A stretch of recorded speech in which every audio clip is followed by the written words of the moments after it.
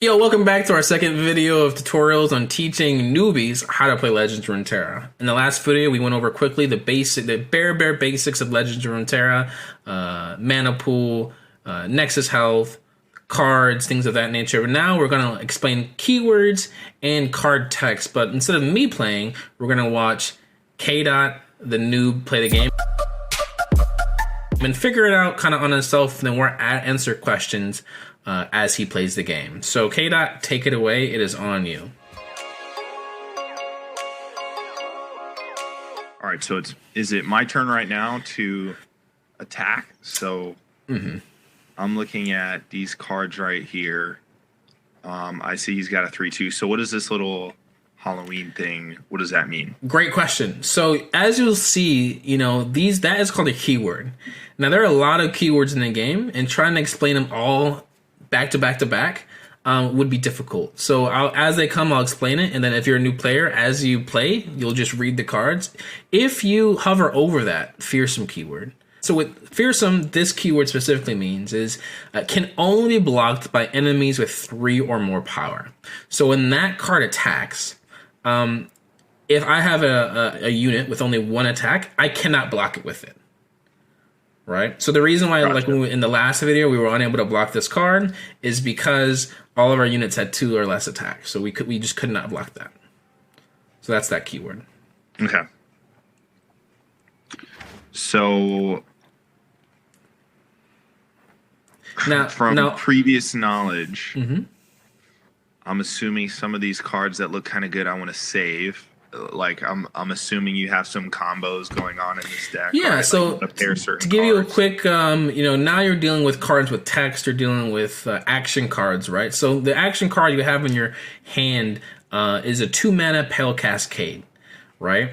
Now this is a good time to explain the types of action cards you can have, right? Now there are 3 main ones in the game, or I guess 4, but 3 main ones. There's burst speed. There is fast speed and slow speed. Burst speed, and we're only going to explain burst speed right now in this game because that's what you have. You can play it anytime. You could play it now, and your opponent cannot react to it. And the action does not go back to your opponent. So right now, for instance, if you were to play a unit, the action goes back to your opponent. But if you were to play this Pale Cascade on anything, then you would still have action, and he would still not have action to react to. So that's what that means. Okay. So as soon as I play a card on the bench or on the board, you play it on the bench. You have to play it to the bench first, unless the card reads otherwise. As soon as I play a card on the bench, it goes back to him. Yes, that is correct. So would this be a crazy card to play right now? No, not at all. And again, just quickly reading the text, this card is great because it's a little bit simple. Essentially, it's a elusive. Now, if you scroll over, right click on the card, and you read over elusive, you can see that this unit can only be blocked by other elusive units. So if your opponent doesn't have an elusive unit that has that same keyword, it cannot be blocked by it, right? So even though it's a 0/2, your opponent, he can't really block with it and kill it for free, right? You also read the keyword, and again, as your new player, the key point that we're trying to make in this video is just, if you don't know something, read it. So if you scroll over support, the support right here, what it'll say is attacking with a support unit will buff the unit to its right. So now, if reading that card, what do you think will happen if let's say you attack with the 0/2 and the 1/3? What do you think would happen? Reading the text. So that means, well, there's no card on my right. Well, when you attack, support is when you have to play attacking. So the card to my right is going to get +1/1. And you can choose two. And I'm going to take over real fast.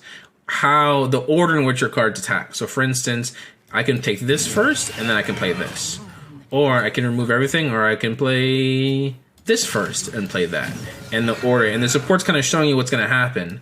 Gotcha. But that's kind of, you have control over the order in which you're attacking.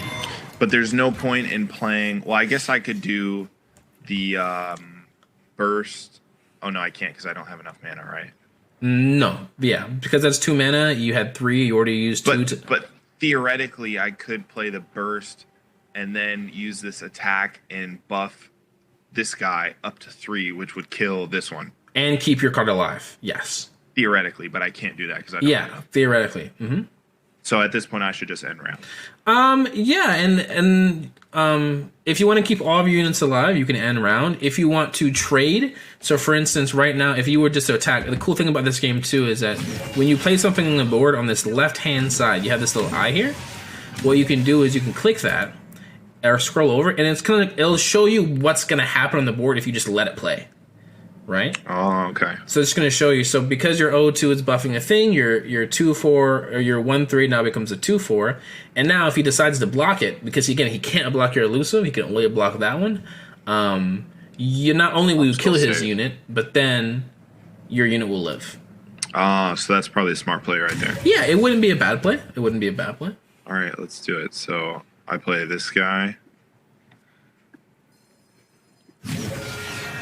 And then this guy. Mm-hmm. And then just hit commit. Hit commit. Do you like this one? No? Not in this case. For the sake of the video, we don't play that now. Now that, I will say though, that's another type of card.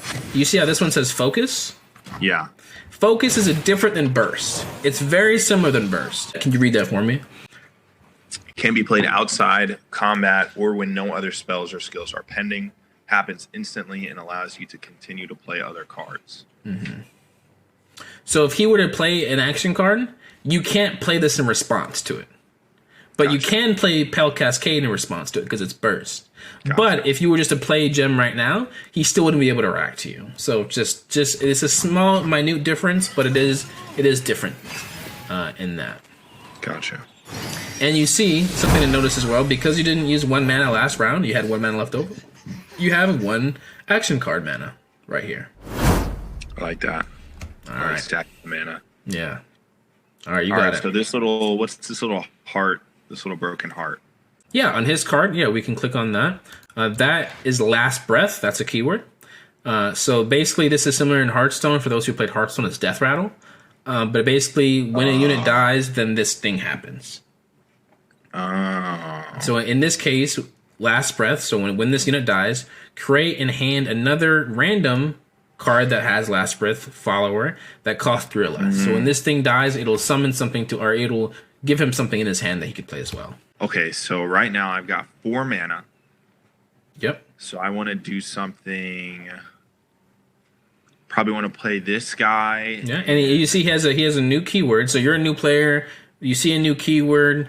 What does that mean? If you go over to Sage Seeker and you right click on that, and you see, go ahead and read that for us. Okay, so each round the first time an allied card targets me, grant me 1/1. So is this any allied card? So for example, if I target this card with a spell that's going to grant him 1/1, he will grant an additional 1/1. That is correct. Plus 2/2. That is correct. That's hot. That's correct. I like that.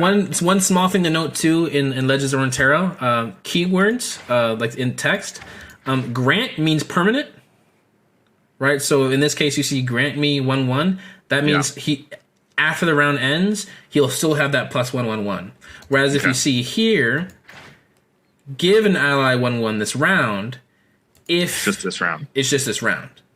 Okay, so I'm looking at next turn. We're gonna have 5. So we're going to have 5 mana next turn. Yeah. So automatically in my head, I'm thinking, how do I set up for this card to be played in a good situation? Perfect. Love that. Okay. Love so that. I'm reading this card. This says +1, +0 for each time an ally attacked with an increased power.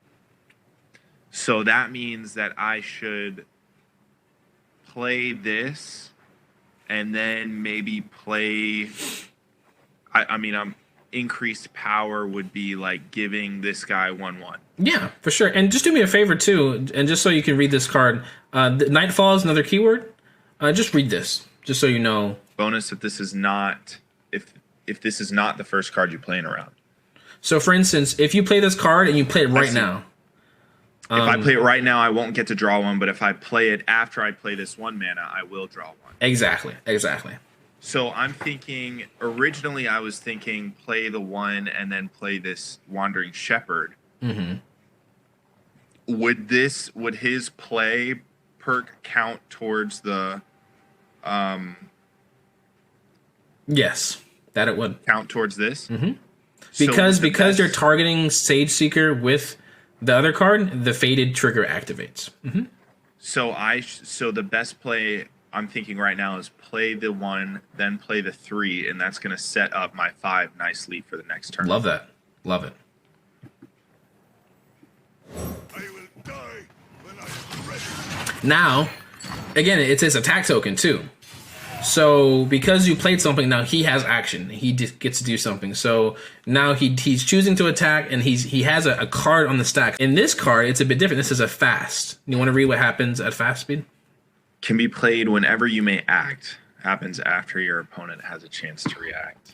All right. So he can play it whenever. He can play it at any time. But now you can do something that can react to it. So with that knowledge, go crazy.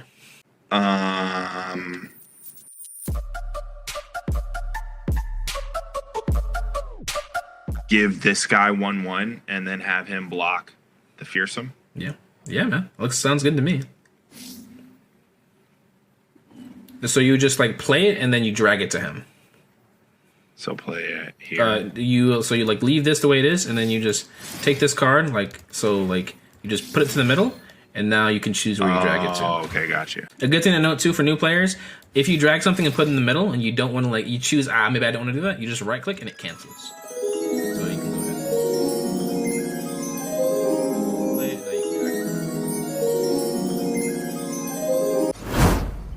now you can play. Now you can block. I can play that here. Mm-hmm.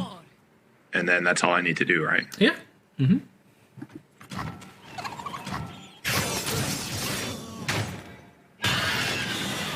All right, now that's a great place to end the video.